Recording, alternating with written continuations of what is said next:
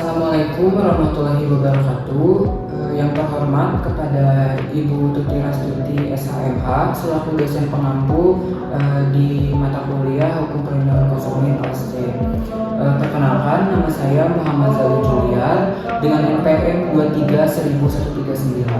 Pada video ini saya akan mempresentasikan mengenai sinopsis jurnal internasional untuk memenuhi tugas terstruktur.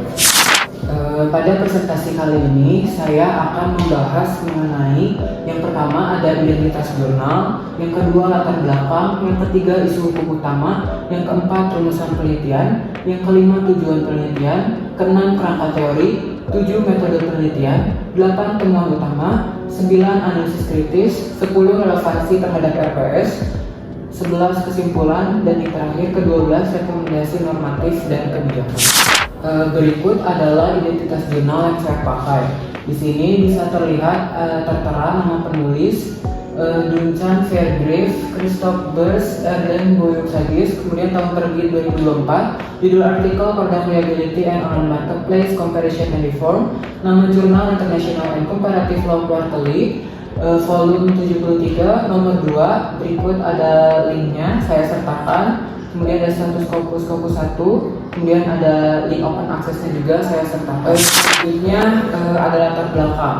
Nah, latar belakang dalam jurnal ini yaitu intinya mengenai transformasi platform online marketplace seperti Amazon, kemudian ada eBay yang kini itu mengendalikan seluruh ekosistem transaksi, namun secara hukum itu sering berlindung di balik status perantara atau pihak ketiga yaitu intermediary. Nah, hukum produk liability nasional ini gagal menjangkau platform ini sehingga tercipta celah di mana platform meraup profit tanpa menanggung resiko keselamatan produk. Selanjutnya ada isu hukum utama. Nah, isu hukum utama dalam jurnal ini yaitu adanya kekosongan hukum atau legal gap mengenai status tanggung jawab platform marketplace atas produk cacat dari pihak ketiga. Nah, hukum tradisional itu hanya menyasar produsen fisik sehingga platform digital sering lolos dari tanggung jawab hukum dengan dalih hanya sebagai perantara teknis atau pihak ketiga, padahal mereka memiliki kendala ekonomi yang besar. Dan rumusan penelitian. Yang pertama itu ada bagaimana perbandingan regulasi mengenai tanggung jawab produk atau product liability di berbagai negara seperti Uni Eropa, Amerika Serikat, dan Jepang dalam merespon perkembangan online marketplace. Yang kedua, apakah kerangka hukum perlindungan konsumen tradisional masih efektif dan relevan dalam menjangkau model bisnis platform digital modern? Yang ketiga, bagaimana formulasi reformasi hukum yang tepat untuk memperluas subsidi pertanggungjawaban dari penjualan pihak ketiga ke platform digital. Kemudian ada tujuan penelitian. Yang pertama, menganalisis perbandingan regulasi produk liability di berbagai jurisdiksi yaitu Uni Eropa, Amerika Serikat, Inggris Raya, Prancis, Jerman, Jepang, Australia, dan Kanada. Kemudian yang kedua, menilai efektivitas hukum perlindungan konsumen tradisional dalam menghadapi ekosistem marketplace modern. Yang ketiga, merumuskan rekomendasi reformasi hukum untuk memperluas cakupan tanggung jawab platform digital. Selanjutnya ada kerangka teori yang digunakan dalam jurnal ini. Nah, untuk kerangka teori, jurnal itu mengadopsi teori tanggung jawab perusahaan atau enterprise liability dan teori fungsional ekonomi.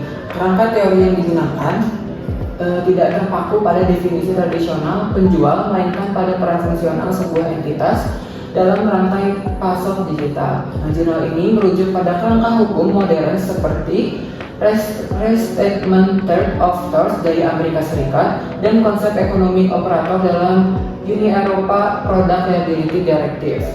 Kemudian kerangka teori ini bersifat komparatif progresif di mana platform marketplace dianggap harus bertanggung jawab karena mereka mengendalikan ekosistem transaksi dan menarik keuntungan ekonomi dari sana. Nah, teori ini menekankan bahwa pihak yang mengontrol risiko dan memetik keuntungan dari suatu bisnis platform adalah pihak yang paling tepat untuk menanggung biaya kerugian yang timbul. Selanjutnya ada metode penelitian. Nah, penelitian ini menggunakan metode penelitian hukum doktriner normatif dengan fokus pada studi perbandingan hukum atau comparative legal research. Peneliti ini mengkaji norma hukum yang ada untuk mengevaluasi apakah aturan tradisional masih mampu menjangkau model bisnis digital? Nah, kemudian di sini ada beberapa pendekatan dalam metode penelitian. Yang pertama, pendekatan perbandingan atau comparative legal research. Nah, peneliti melakukan komparasi mendalam terhadap sistem hukum di berbagai jurisdiksi utama dunia, seperti yang tadi disebutkan dalam tujuan penelitian. Itu ada dari Uni Eropa, Amerika Serikat, Inggris Raya, Prancis, Jerman, Jepang, Australia, dan Kanada.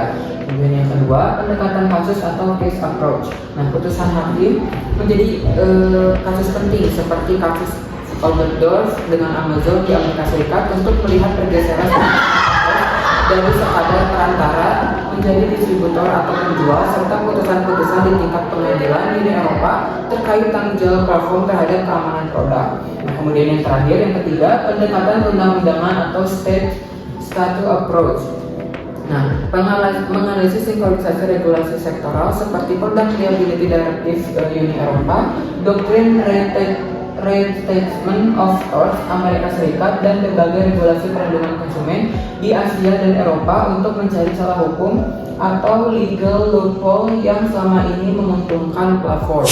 Kemudian ada temuan utama dalam jurnal yang saya kaji ini, yaitu yang pertama, terjadi pergeseran global dari membebaskan platform menjadi membebankan tanggung jawab kepada mereka. Kemudian yang kedua, platform secara fungsional berperan sebagai distributor karena mengendalikan pembayaran dan pengiriman. Dan yang terakhir, Uni Eropa mulai menerapkan aturan baru yang memasukkan penyedia layanan platform dalam rantai tanggung jawab produk. Kemudian ada analisis kritis. Nah, menurut pandangan saya sebagai mahasiswa hukum, jurnal ini tuh menentukan bahwa hukum itu seringkali tertinggal oleh kecepatan inovasi digital. Nah, di Indonesia sendiri, platform sering berlindung di balik status penyelenggara sistem elektronik untuk menghindari tanggung jawab ganti rugi. Nah, pendekatan hukum hanya melihat definisi tekstual penjual sudah tidak relevan.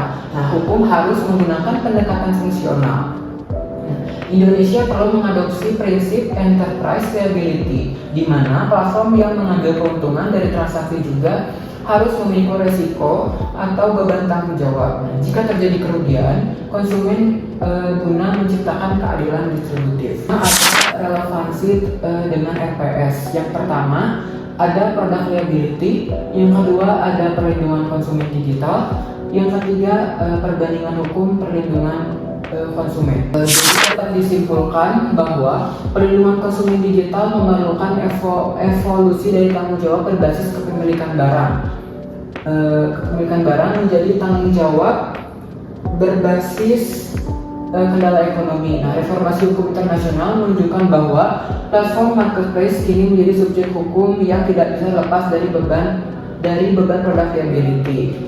Indonesia sendiri harus segera menyelaraskan regulasi nasional agar setara dengan standar perlindungan konsumen global. Ada rekomendasi normatif dan rekomendasi kebijakan. Nah, untuk rekomendasi normatif, yang pertama, memasukkan platform marketplace ke dalam rantai distribusi hukum atau distributor liability agar mereka tidak lagi dianggap sebagai perantara pasif, melainkan pihak yang bertanggung jawab atas keamanan produk. Yang kedua, mengadopsi norma tanggung jawab bersama atau joint and several liability antara platform dan penjual pihak ketiga untuk menjamin kompensasi tetap tersedia bagi konsumen jika salah satu pihak pilot atau anonim. Kemudian ada rekomendasi kebijakan. Yang pertama, mendorong pemerintah seperti melalui revisi UU-PK di Indonesia untuk meniru langkah Uni Eropa dalam menerapkan produk liability direktif terbaru yang menyasar ekonomi digital. Kemudian yang kedua, mewajibkan platform melakukan screening ketat terhadap produk dari luar negeri atau cross border sebelum diizinkan masuk ke pasar domestik untuk mencegah peredaran barang berbahaya. Sekian presentasi dari saya. Mohon maaf bila ada salah kata atau kekurangan dalam penyampaian. Terima kasih. Wassalamualaikum warahmatullahi wabarakatuh.